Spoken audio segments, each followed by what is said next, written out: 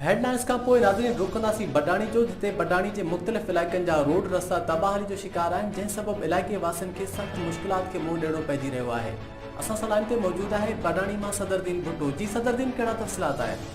जो चवण है तो जो बख्शापुर का बडाणी तरफ ईंदा लिंक रोड है इन टाइम तबाह थी चुको है। जो मेन शहर बाज़ार जो ड्रेन गंदे पानी जो नालो है वो मुकमिल तौर पर तबाह थी चुको है। हितां जो जी मेन बाज़ार जो इंक्रोचमेंट तरफा जो 3 साल पहिरियां दुकान जो भगा वया हुआ उहे भी हिन टाइम जो रोड उन हिन टाइम ताईं नहीं थियो। अॼु जमियत उलमा इस्लाम ऐं JTI जे तरफा असां एहतिजाज रिकॉर्ड कराया आहियूं त बडाणी शहर हिकिड़ो क़दीमी शहर है जो बुनियादी सहूलतन खां महरूम है। उन जो रोड रस्तो इंतहाई ख़राब है। एतरे क़दर जेकॾहिं शहर के हिकिड़े पासे का उहा माई जो वियम वेझो हुजे उनके खणी करे निकिरो तो शहर के ॿिए पासे ताईं दाई ताईं न पहुचंदी, अॻ में उनजो वियम थी वेंदो। इहा हालत आहे असांजे बडाणी जे शहर जी। शहर बडाणी में को इंतजाम कोन्हे, शहर भर लॻो पियो आहे। रस्ते जे लिहाज़ सां रोड रस्ता भी न आहिनि, नाइंसाफ़ी भी ज़्यादा आहिनि, महंगाई भी ज़्यादा है।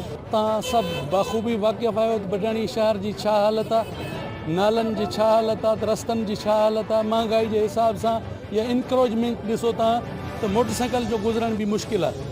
बडाणी असां कॾहिं भी आया तो ॿाहिरूं अची ॿाहिरूं फिरी उस्ताद मोहम्मद साले साहब ॾे वञूं था। हिते जेकॾहिं बाज़ार के क्रॉस करणो पवे तीअं सम्झो तो ये सखर जी बाज़ार क्रॉस करनी है, एतरी सोड़ ऐं मुसीबत हूंदी आहे। जी बडाणी शहर कदीमी शहर आ, तकरीबन 130 साल पुरानो कदीमी शहर आ, जैसे जदीद दौर की हर सहूलत का महरूम रखो वो आ।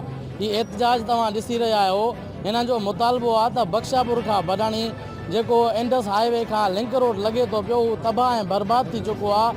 उन्हीं का पोइ जो नाले जो कम 8 करोड़ पंहिंजो ठेको हुयो जंहिंखे अध में छॾियो वियो आहे। असीं इंतज़ामिया सां एहसानुर रहमान खान मदारी सां MNA आहे जो डिस्ट्रिक्ट कश्मीर जो, उन्हीं सां MPA मीर आबिद खान सुंदराड़ी सां ऐं DC कश्मीर मनूर अली मिठाणी सां पुरज़ोर मुतालबो था क्यों त महिरबानी करे बडाणी शहर जो ईंदड़ लिंक रोड आहे उन्हीं के ठाहियो वञे ऐं उन्हीं खां पोइ जेको नाले जो कमु अध में छॾियो वियो आहे उन्हीं खे भी कमु हलायो वञे, न त असां एहतिजाजी जी जेको दाइरो आहे असां उनखे वधाए करे नेशनल हाईवे बंदि कंदासीं। जो इज्तिमा किया ऐं गॾु थिया आहियूं, असांजो सिर्फ़ु ऐं सिर्फ़ु मक़सदु इहो आहे, असां इन बडाणी शहर में रहूं था, एतिरी आबादी हज़ारनि जी तादाद में आबादी आहे, उन्हीं जे बावजूदि असांजी पूरी बुनियादी सहूलतनि खां असां महरूम आहियूं।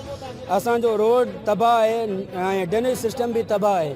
असां ॾिसूं था तो शहर जा नालियूं वग़ैरह ख़राब लॻियूं पियूं आहिनि, घिटियूं वग़ैरह भी ख़राब लॻियूं पियूं आहिनि। असां आला हुकुमदारनि खां मुतालबो कयूं था खुदारा असांजे रोड रस्तनि खे ठारायो वञे ऐं नालियुनि ऐं ड्रेनेज वग़ैरह जे सिस्टम के बहाल कयो वञे।